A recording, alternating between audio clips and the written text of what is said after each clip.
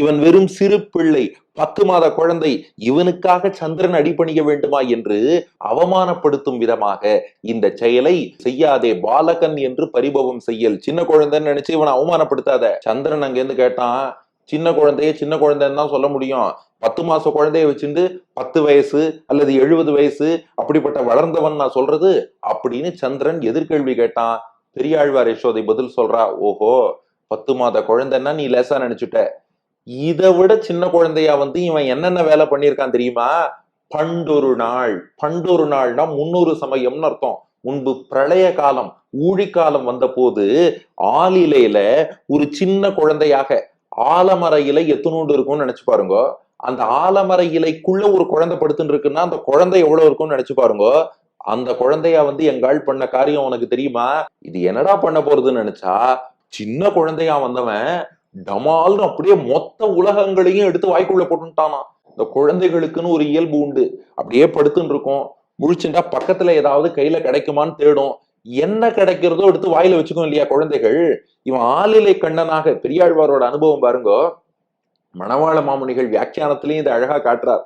ஆளிலை கண்ணனாக சின்ன குழந்தையா வந்தான், அப்படியே கையை நீட்டிண்டே வந்தான். என்ன கிடைக்கிறதுன்னு பார்த்தான், பிரபஞ்சமே கிடைச்சது. மொத்தமா விழுங்கி வயிற்றுக்குள் வைத்து ரட்சித்தான். அதுக்குள்ள ஒரு காரணமும் இருக்கு. இந்த பிரளய ஜலத்துல நாமெல்லாம் மூழ்கி போயிடக்கூடாதுங்கிறதுக்காக மொத்த பிரபஞ்சத்தையும் உயிர்களையும் தன்னுடைய வயிற்றுக்குள்ளே வைத்து காத்தான் பகவான். மீண்டும் படைப்பு காலம் வரும்போது எல்லோரையும் வெளியிட்டான் என்பது தனி வரலாறு. ஆக பகவான் நினைச்சா சின்ன குழந்தை வடிவுல வருவான், மொத்த பிரபஞ்சத்தையும் விழுங்குவான். மார்க்கண்டேய முனிவருக்கு அந்த காட்சியை காட்டினான்.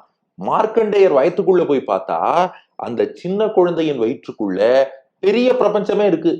இப்ப நமக்கு சந்தேகம் வரும், அவ்வளவு பெரிய வெள்ளத்துல சின்ன ஆலமர இலை மட்டும் எப்படி மிதந்தது, அதுல இந்த குழந்தையால எப்படி வர முடிஞ்சது?